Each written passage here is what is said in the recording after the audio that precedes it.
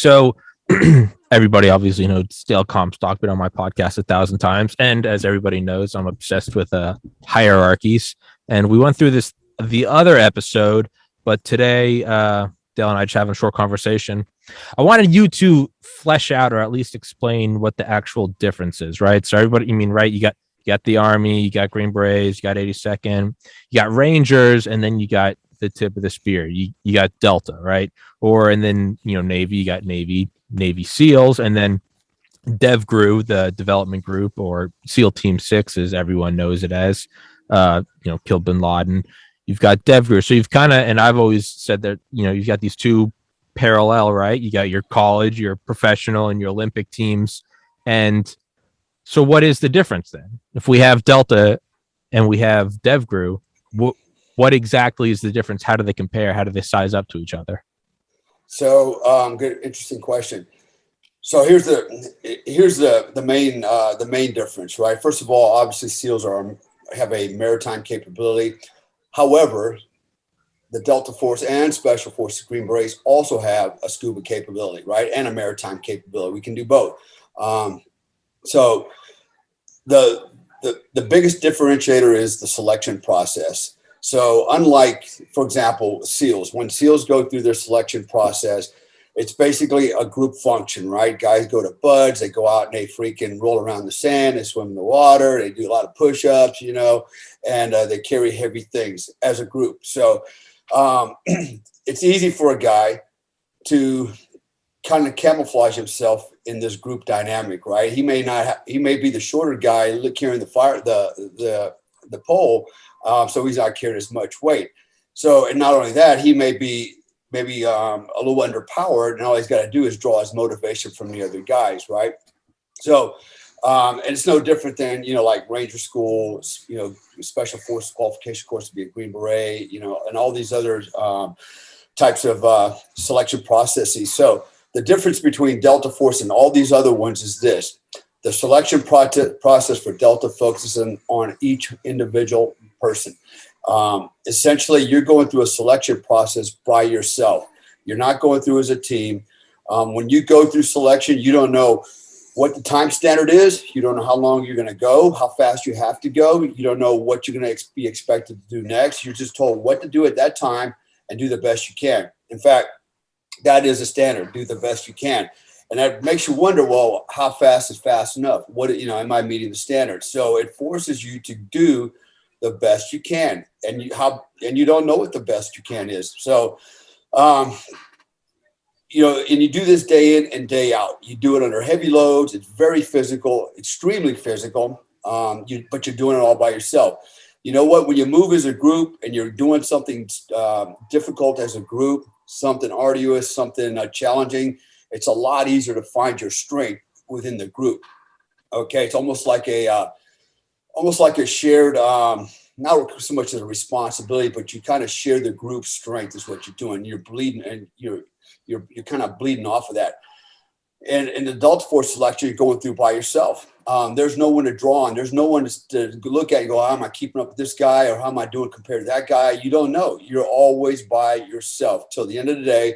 When the day is done or the night is done, if you successfully completed the day, you'll be told to get on a truck, a covered truck. You won't know where you're going. You'll arrive at a camp out in the field somewhere in the woods, and basically you'll be told, get some food, get some rest. And then tomorrow morning, at whatever time, 0600, you'll be told you're standing right here with gear and ready to go. And you do this day in and day out. And what happens ultimately is you're going so hard physically, and it's very mountainous terrain. I'm not going to mention the actual area, but I will say this, it's extremely mountainous terrain. And in the most difficult weather conditions, it's either in the late fall or early spring when it's either snowing or when it's raining, but it's always cold in that environment. And you do it every day until your body just keeps breaking down more and more and more. And the only thing that's going to keep you going is your mind. That's the only thing that keeps you going. Nothing else. Because when I went through, I remember standing in the middle of a plowed farmer's field, freezing rain, up to my knees in mud. And I couldn't see my next waypoint, if you will, because the fog was so dense that I couldn't see more than 100 yards in front of me, but I couldn't get out of the mud either. I was so tired and so exhausted at this point that physically I had nothing left in the gas tank. If I wanted to quit, there was no way for me to quit because nobody would see me out in this field in the fog for quite some time. So I had no choice but to muscle through this mud, climb the mountain, get to the top to my next rendezvous point, at which point I thought, well, damn, now that I'm here, why would I quit? Now it's back downhill. I can roll downhill if I need to, but it's always a mental chess game with yourself. Eventually it's really just you against yourself every day. They just tell you do the best you can. They're not putting any pressure on you. When I say they, I'm talking about the Delta Force cadre, the ones that are putting you through the selection process. They're stone-faced. They have a straight face. They don't encourage you. They don't discourage you. They just tell you do the best you can. Here's your instructions. Do the best you can. Well, Sergeant, how fast? What's the time? Do the best you can. It's always the same answer. It's almost like talking to robots. And so you go off wandering in the woods, having these conversations with yourself, wondering, are you going fast enough? Are you going too slow? Are you going the right way? When is this going to end? Can you make it through today and through tonight and continue tomorrow? And that's all you can do every day and every day. And eventually, if you really do it right and you really push your body to the extreme, it will break down no matter how hard you train. I trained for 3 months prior to selection, like an Olympic athlete. Actually, I have my entire training program that it's written down. It's actually in a PowerPoint presentation, and it's also available to those that want to go to selection. And I tell you, for 3 months, I was in the best shape of my life, And probably about 3/4 of the way through the selection process is when my body started breaking down. I mean, it just couldn't keep up with the pace anymore. And the only thing that kept me going through selection was the mindset. So in my course, for example, there's 2 selection courses per year, at least there was. Of my course, 110 started, which was actually about 10 more than usual, selected Army-wide. And of the 110 that started, 6 of us finished the course and 3 of us were selected. I was the youngest guy at the age of 23 to make it to selection, to Delta Force at the time. So that ought to tell you how tough it is. I mean, Army-wide, they canvassed everybody that met the minimum requirements to apply. They said, come and apply. Those that came and applied, they still had to go through a very rigorous background check, physical fitness check, medical check. And that's another one about medical check, right? I love it when people go, I didn't make it through because, I had a problem, whatever. My lungs hurt, my heart hurt, or, my ass hurt. So, excuses are great, Everybody's got excuses, like assholes. We all have one. They all stink. So, here's the thing. When you quit, a lot of guys, when they don't make the standard, particularly if they quit, right? We call it Victor Whiskey, voluntary withdrawal. Sorry, I want a Victor Whiskey. I want a voluntary withdrawal. I tell you, get on the truck, put on your little warmies, get warm, get comfortable. They take you back to the main camp. They let you go shower, change your clothes, feed you, make you feel good. And then the commander brings you in for an out briefing, basically tells you, gives you an attaboy or whatever, and then sends you home. And invariably, almost every guy that goes in there, now they feel pretty good. They got a full stomach, they're rested, they're warm, they got a shower. They always ask, well, I'd like to try again, sir. And the answer is this. This is always the answer. There's no exception to this answer. It's always the same answer. You can have a change of mind, but you can't have a change of heart. You can have a change of mind, but you can't have a change of heart. And that's what they're evaluating. That's what they're assessing is your heart. What have you got inside to get through this course? And they're looking for the guy with the most heart. I have a friend that went through with me, and ready for this? He broke both his shin bones, both of them, going through selection. Okay. And he finished the course and didn't tell anybody both his legs were broken. Okay. That's how bad he wanted it. 2 broken legs and made it through at the end. And then he revealed it at the end and he went through the board. And then basically what happened from there was like, look, we can't use, you got 2 broken legs. He had bad broken shins. And what they did is they sent him to a veterinarian in Texas. And they used a veterinarian because this guy was good at putting rods in the racehorse legs and stuff like that. And that's what they did to him. They put rods in his legs, and he came back to the unit a year later, and he was an operator, one of the best operators we had. And, and that's just one of many examples, That's what it means to have a heart, right? Not my heart's broke or my ass is broke or my leg is broke. It's mind over matter, I don't mind and my body don't matter. I'm going to make it through. And so therein is the difference between a SEAL and a Delta Force operator. The Delta Force is the smallest, most elite unit in the world, by far the best unit in the world. In fact, we used to go compete in what they call the CT Olympics. And the CT Olympics were held in Europe, and they invited this, the best special forces, counter-terrorist teams, SWAT teams from around the globe. There were, Soviet communist teams there. There was Germans there, Austrians, Australians, Americans. It was SEAL Team 6. It was Delta Force. And the Delta Force selection, just to be on that team, to go compete and represent the unit, was very arduous. They always sent 7 guys. 5 guys were on the team and 2 guys were backup support. And we had to actually try out to be on that team, right? And then because we want to make sure we feel the best Delta Force operators. Invariably, our teams always took the top 5 positions in that competition. All the marksmanship, combat marksmanship, we won it hands down. And this is going to piss off a lot of people out there, especially people that love SEALs. We even outswam the SEALs, okay? Actually outswam the SEALs, all right? So that's a fact. That is a fact. And so I know nobody wants to hear that, but that's the reality. I'm not knocking SEALs because I got a lot of SEAL friends. But, you don't hear about Delta Force because they truly are the quiet professionals. They have done more than most units will ever do. I mean, SEALs, I heard, what's this jackass named Rob O'Neill. I'm going to call him that too, because he's a turd. I know a lot more about him than he thinks I know. But this guy went out on Fox News, and when he was asked, well, how come you never hear of Delta Force? And he came out, well, because they don't freaking do nothing. Well, that's such a bunch of bullshit, because you know why? SEAL Team 6 was started after Delta Force. And guess what? Guess where they got their TONE and TTP? They got it from Delta Force. We go, hey, guys, here you go. This is how you get started in this program. So, what came first, the chicken or the egg? Well, I can tell you it was the Delta Force. It is the premier counter-terrorist unit in the world. And every man is selected based on his merit. Okay, you should be able to operate unilaterally by yourself. It doesn't matter what it is, and as a unit. And by the way, why is a Delta Force operator?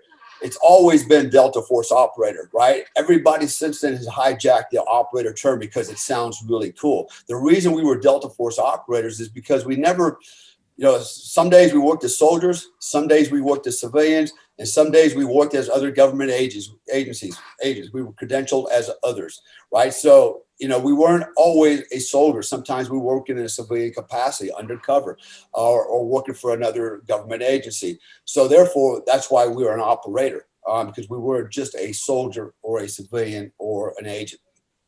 Since that time, everybody's hijacked the term operator, and everybody's an operator. Cops are operators, SWAT operators, operator this, operator that. As everybody wants to be high speed, but nobody wants to do what we call long walk. That long, rigorous, freaking walk that just crushes people through the mountains.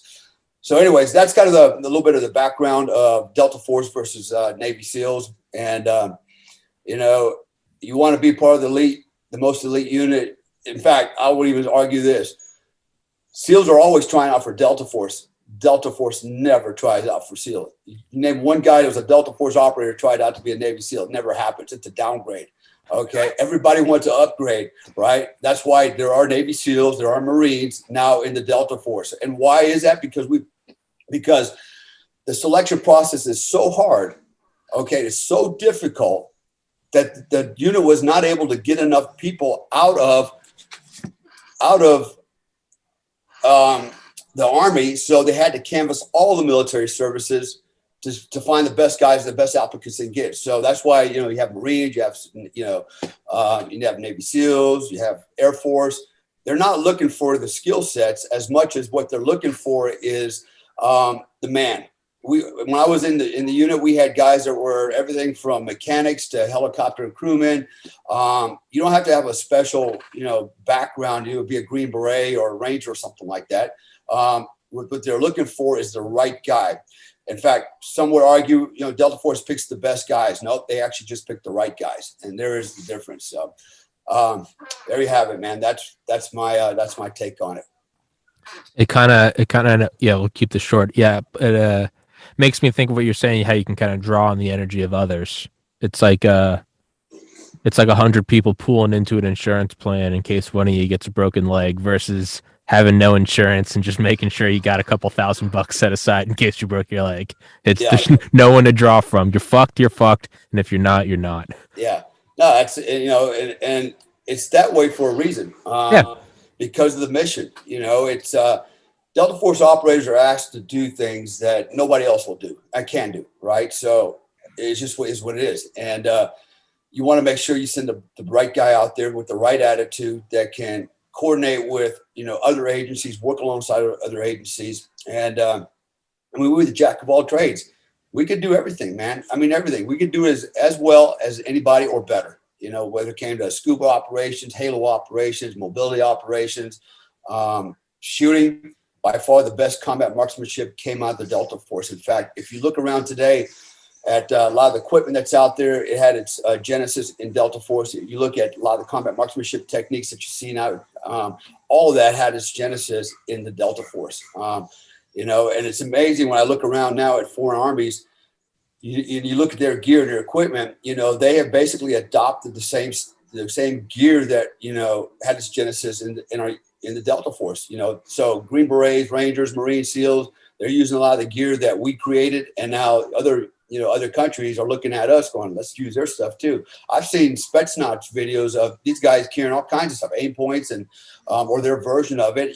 Basically setting their weapon systems up, their uniforms, their helmets, their tactics, everything like Delta Force. So that's the reality of it. That might hurt some feelings. Everybody thinks that SEALs are, creme de la creme. No, far from it. They're just out there that, writing books and making movies and breaking OPSEC. You don't hear about Delta Force operators because they are soldiers, they are regimented, they are disciplined, and they are truly the quiet professionals because they know how important that is to keep their mouth shut. And they're not in it for the self-acclaim and glory. I'm probably one of the few that actually wrote the book, and that was long after I had left the organization. And it was written partly to give the organization credit because I was tired of watching everybody else, fall all over the SEALs and read their books. And oh my God, and it's like, you know what? There's an organization out there, there's a unit out there that's even more lethal, more capable. Who do you think they're going to call, man, when things really go to shit? They call the unit. And if you see, and I can give examples, I won't do it here, but examples where, the SEALs were front and center, but behind them was the unit. All right. They were in the back in the shadows doing the job, so it's kind of funny. It's a little irritating sometimes, but, it is what it is. And there it stands. Well, I mean, we'll wrap on this note is last March, right after I started the podcast, and I had seen a bunch of SEALs on Joe Rogan and I was emailing them and I couldn't get any responses. And then I was like, I didn't know what Delta Force was. And then I was read up on it and I was like, so I was trying to find them and I was like, I can't find any that's how I found you. Is I was like, what the fuck is Delta Force? And I found you and I was like, shit, I got to get this guy. Yeah, you can go episode 50 on my podcast. You can see me because I'm like just learned about what it was. And there you go. At 30 years old, I just learned what it was. Yeah. Awesome, man. There you go. Yeah, man. It's very last note, Mike Durant, Black Hawk Down pilot, he talked about when he was finally brought back to the American compound and he was all morphined up and on a stretcher, said everyone's coming up to him. How you doing? And he goes, Delta comes up to him and he goes, they don't say a word, not how you doing. They're like, what can you tell us about Shugart and Gordon? And they go, it's all business. And he goes, so there I am with a broken femur and a broken back. And Delta's there with a clipboard asking me questions. Like, he's like debriefing me. Delta, he goes, Delta works. There you go. Stop whining, brother. Exactly. Exactly. Dale Comstock. All right, brother. All right, buddy. Till next time. Yes, sir. Bye-bye. All right, man. Peace.